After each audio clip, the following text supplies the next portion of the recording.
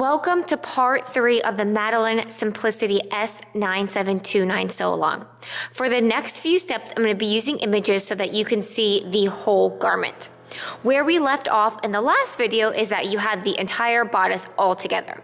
And now in this part, we are going to sew the bodice to the skirt portions, hem it, and then add the straps. So we're almost there for view A and view B.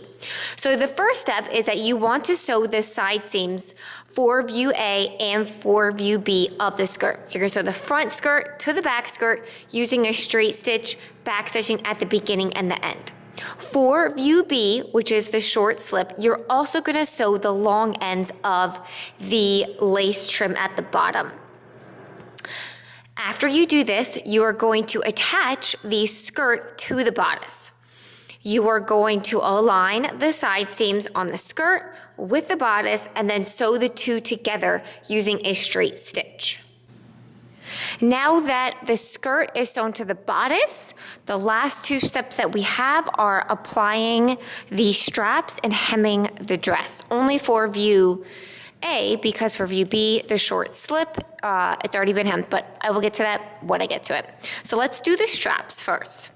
The pattern calls for self straps. However, in one of the previous videos, I made a note that you could actually use fold over elastic as your straps if you don't like dealing with like self straps and turning things and ironing things.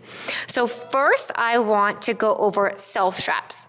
So if you cut your straps with the self fabric per the pattern piece, what you will do is you can see here that I've already done this, but I folded it in half so that they meet in the middle and I gave it a nice press.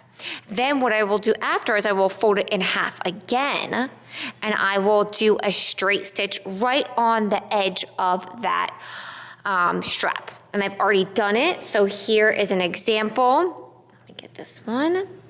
So here's an example of how close that stitch should be to the edge.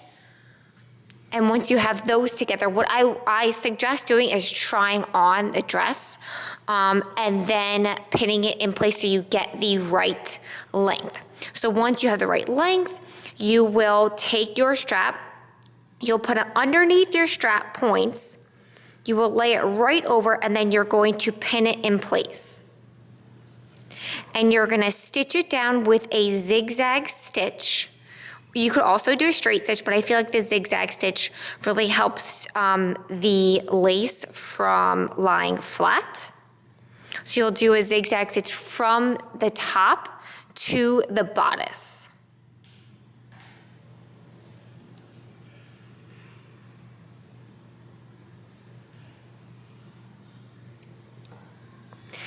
And as you can see on the back, I have it lying underneath the bodice point about 1/2 inch. And then on the back, you will do the same thing. You'll use your pattern for placement. You could also just try it on and place it how you like. Some people have sloping shoulders, so they like their straps to be a little bit closer together. So it's whatever you like, but you'll place it underneath the lace. You'll pin it in place so that it extends about 1/2 inch below the fabric portion of the back bodice.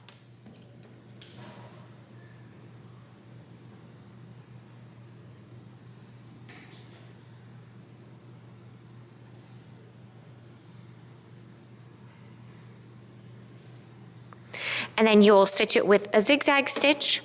And you would do the same thing for view A, which is the long slip, so there's no difference in view A, view B. So if you do have the fold over elastic, it's a different application, and this follows a normal bra application. So I'm going to briefly go over it, but if you're interested in knowing more about this application, I suggest checking out how to apply straps for any bra tutorial. But you're going to fold your fold over elastic in half, and you're going to do a zigzag stitch down the length. You can also insert a clear elastic or twill tape to add a little bit more stability to your fold over elastic if you want. That is optional. And this is what it will look like.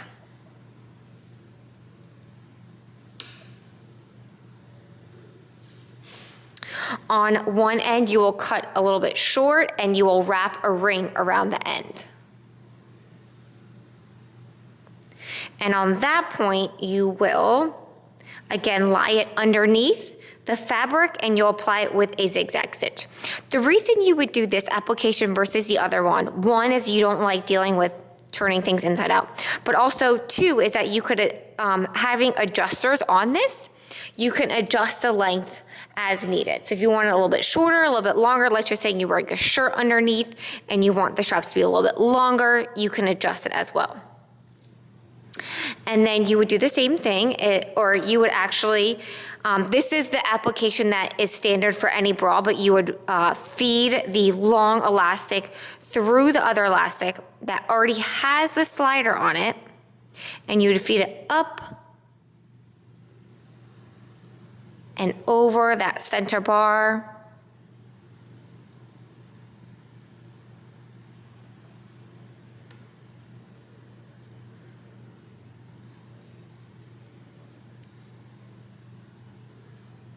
And then down again, and that's how you get your adjustable strap.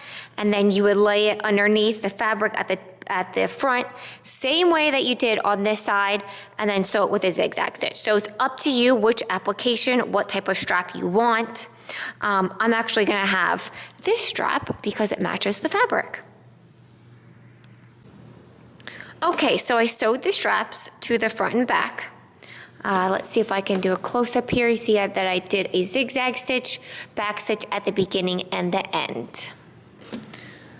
Now let's go on to the hem. So if for view B, if you did the short slip, hem is already done. Awesome. But if you are doing view A, which is the long slip, then you will have to hem it. So per the instructions, what you would do is you would fold this, do a baby hem or a 1/4 inch hem. So you would fold this in a 1/4 inch, sew it down, and then you would fold it in another time and do another straight stitch. Pretty tedious, but it does give a really nice appearance. If you have a serger, I'm gonna show a different way to hem this. Basically, you take your serge and you reduce the width and you tighten the stitch as well so that it just covers the edge. If you have a thread that matches, it can actually be a very nice finish, and also it doesn't have directional sewing. So if you did that 1/4 inch hem where you fold it back a 1/4 inch and then fold it back another 1/4 inch, what happens is like when you go on the bias versus the straight portion of the fabric, it sometimes has directional sewing and you see those little drag lines. It's really hard to prevent. It really takes a delicate hand and a lot of experience to prevent it. Also with fabric that you're using, some fabrics do that a little bit more than other ones. So this serge is a really nice finish and also prevents that from happening. So I'm gonna do it and then I will show you the end result. Okay, so I applied a small, narrow serge at the bottom. So the width was not only narrow, but also the stitches were a little bit closer together. And it gives a really nice appearance. And it prevents you from having to do all that fiddly stuff like turning it this way and then a 1/4 inch and then turning it another way, a 1/4 inch, and then having directional sewing. So this is just another option to hem view A. Okay, and that is the end of this session. Next session, we will do view C, which is the half slip or the skirt.